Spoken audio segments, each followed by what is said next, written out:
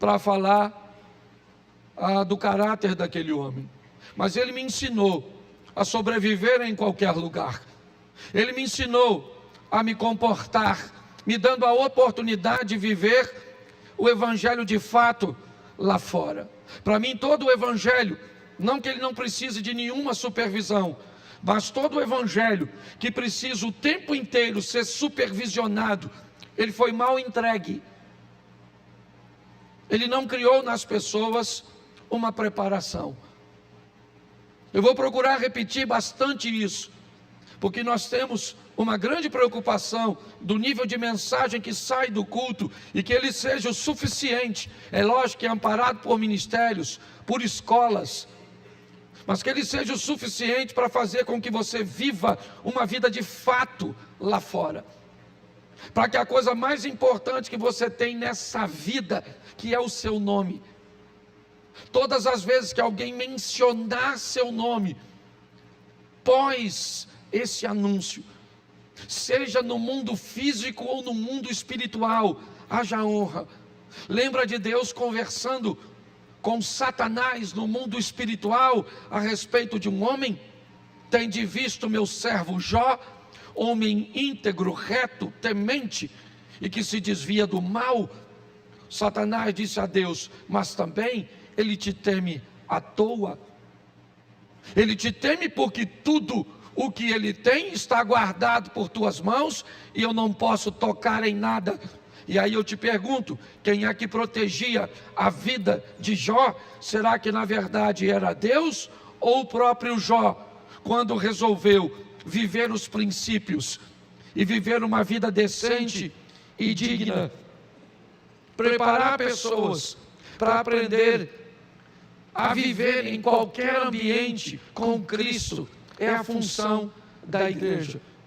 Este sempre foi o propósito de Cristo: transformar pessoas em cristãos. Só pode ser ou receber o título de cristão de verdade, passar a fase do crente para o cristão, aquele que consegue imitar a Cristo e mais, chamar a outras pessoas para imitá-lo. Como disse o apóstolo Paulo: sede meus imitadores, como eu sou de Cristo. É isso que nós precisamos fazer. Eu preciso ser claro com você.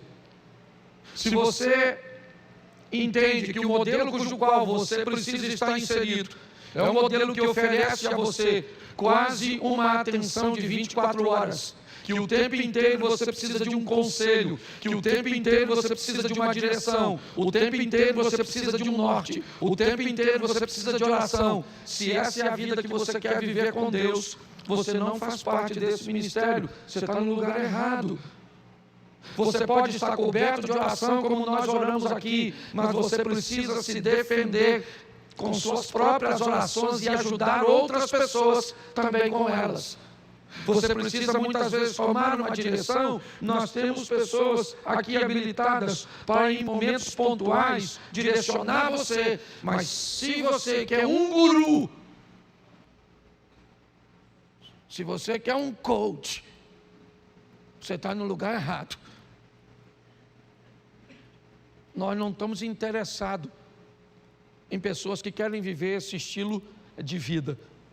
Nós queremos receber pessoas que queiram encontrar com Deus e servir a Deus, aprendendo a equacionar a maior parte de seus problemas e ajudar outras pessoas a também seguir nessa caminhada.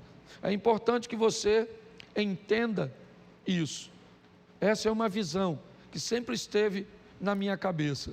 Não sou cocaína para causar dependência, tá certo? Encontre Deus e viva com Ele, com a palavra. Ninguém pode ler a palavra para você, ninguém pode orar para você o tempo inteiro, ninguém pode decidir para você o tempo inteiro. É assim que funciona. Posso ouvir um amém? Amém. Poxa, pastor, eu vim visitar a igreja e nos vídeos o senhor é tão engraçado. Pois é, no vídeo é uma coisa, aqui é outra. Tá certo, aqui eu sou o pastor. Então, fique decepcionado não. Vamos lá, traduções fala de seguir. Seguir a paz. Está atrás da paz, procurando que em todo o ambiente ou tudo aquilo que você vá fazer, você tenha paz. A Bíblia chega a dizer que não há condenação para aqueles que fazem as coisas e têm paz no coração. Então ela diz que nós devemos seguir a paz com todos, ok? E também procurar a santificação, sem a qual ninguém verá Deus. Nós temos duas coisas preciosas. Falar de paz talvez hoje, principalmente que estamos envoltos em duas guerras, talvez seja um grande desafio. Saímos de um ambiente onde praticamente não havia paz, trazida por posicionamentos políticos. Mas a Bíblia diz algo muito precioso, que nós devemos seguir a paz e a santificação, sem a qual ninguém verá o Senhor. Deixa primeiro eu falar de santificação e depois eu quero falar um pouco de paz. É importante nós entendermos que não há perfeição em nós. E é importante nós entendermos que ser santo é bem diferente do que aceitar ser colocado num processo de santificação. O processo de santificação, na verdade, é um processo de purificação. É um processo cujo qual nós entramos para irmos melhorando ao longo do nosso relacionamento com Deus.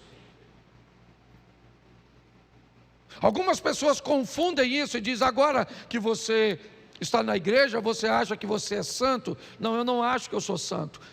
Eu tenho certeza que eu entrei num processo de santificação, onde à medida que eu for me relacionando com a palavra, me relacionando com a oração, me relacionando com pessoas que conseguiram e já estão em lugares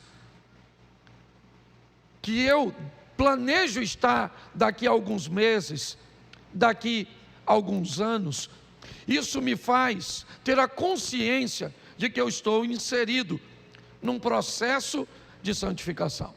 Ele pode acontecer um pouco mais rápido e ser um pouco mais fácil para algumas pessoas. Para algumas pessoas é mais fácil em algumas áreas, mas é difícil em outras áreas. Algumas pessoas se convertem instantaneamente, entram nesse processo de santificação, e algumas coisas que são mais notórias, visíveis e relevantes podem desaparecer quase instantaneamente.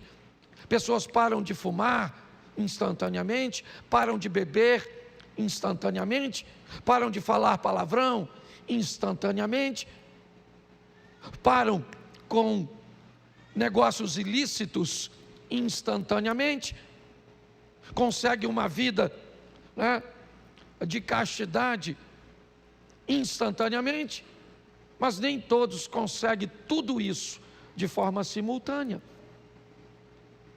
Algumas pessoas conseguem se converter numa área e não se converter na outra, pelo menos com a mesma intensidade. Mas esse é um processo de santificação que a Bíblia diz, sem o qual ninguém verá a Deus.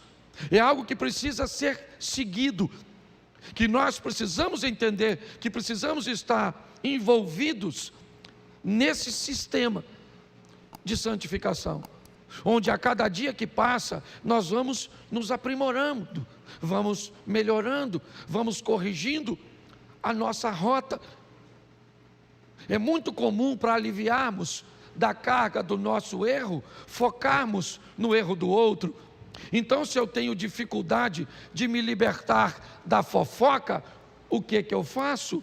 Eu foco na pessoa que tem dificuldade de se libertar com suas vestimentas. Então, para tirar a atenção sobre mim, que falo demais, certo? Eu até consigo alimentar meu erro, apontando o erro de alguém que está ainda com dificuldade no que diz respeito a algumas questões morais, certo? De suas vestimentas, ou de seu vocabulário, e de tantas outras coisas. Se nós vamos viver numa comunidade cristã, precisamos entender que todos nós estamos inseridos num processo de santificação, e que áreas para um serão mais fáceis de acessar do que outros. Seguir a paz com todos e a santificação, sem a qual, então repita assim: sem santificação, ninguém verá a Deus, e nesse ninguém eu estou incluído. Porque às vezes parece que a gente fala dos outros e não de nós. Então, ninguém que não esteja inserido nesse processo de santificação, ou que se permita inserir. Mas pastor, eu não vou alcançar a perfeição. Calma, eu não isolei um texto. Eu vou te dar contexto para que você entenda isso. Mas pastor, eu nunca vou conseguir ser perfeito. Calma, Deus sabe disso. Se depender da sua perfeição, todo mundo sabe da minha perfeição, que nós não temos condições de sermos salvos. 15, depois eu digo a tradução para vocês. Tendo o cuidado de que ninguém se prive. Preste atenção, não é o cuidado. Quem aí está com a mesma tradução que eu? Quem está sem Bíblia, levanta a mão. Beleza, baixa a mão, pega a carona do lado. Verso 15: tendo o cuidado de que ninguém se prive da graça de... Presta atenção, não é ninguém que te prive, é você que pode ser capaz de se privar. Alguém pode convencer a você, alguma situação pode convencer a você de que você não é digno de ser acessado pela graça de Deus. A Escrita está dizendo, você tem que ter o cuidado para que você não se sinta indigno de receber a graça de... e de que nenhuma raiz de amargura brotando vos perturbe, e por ela muitos se contaminem. Nós vamos ter na igreja psicólogo e mais psiquiatra. É porque eu já estou descobrindo que não tem demônio que não consegue fazer com as pessoas. Eu escuto coisas que eu tenho certeza que talvez nem um demônio seja o culpado, que o demônio não andaria com gente tão ruim. Eu brinco dizendo que tem gente que, se o diabo me pedir referência para levar, eu não dou. Porque eu estou chegando na conclusão que nós temos, isso é verdade, não é só aqui na igreja não, nós já temos pessoas que ainda não são maduros o suficiente emocionalmente e espiritualmente para entender que tem problemas, e que às vezes tomar um remedinho, um tarja preta. Quem aqui já toma? Levanta a mão comigo. Isso, eles já são os doidos, eu também tomo. De vez em quando eu tenho que tomar umzinho, certo? Mas eu preciso que você entenda isso, porque se nós não cuidarmos, gente, pensa no lugar desafiador a igreja. Eu preciso preparar você para lidar para a igreja. Igreja tem mentiroso, fofoqueiro, falso? Tem? Pois é. Tem gente que bate nas suas costas e fala, a paz do Senhor, e desce o cacete em você. Tem ou não tem? Tem, tem. Se você não encontrou, aguarde. Uma hora vai cruzar seu caminho, mas não pode abalar a sua fé, nem colocar no seu coração nenhuma raiz de amargura. Você é livre, ninguém pode contaminar você. O texto está dizendo claramente que algumas pessoas, certo, com raiz de amargura, acabam ficando perturbadas, e por essas pessoas perturbadas, muitas pessoas são contaminadas. E nós precisamos viver no meio de tudo isso.